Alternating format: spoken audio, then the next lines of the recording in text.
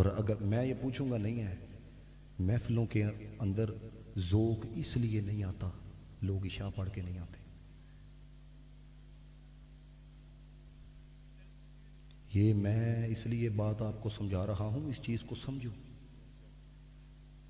अब देखो ना कितनी देर हो गई आपको यहां पे बैठे हुए, 3-4 घंटे।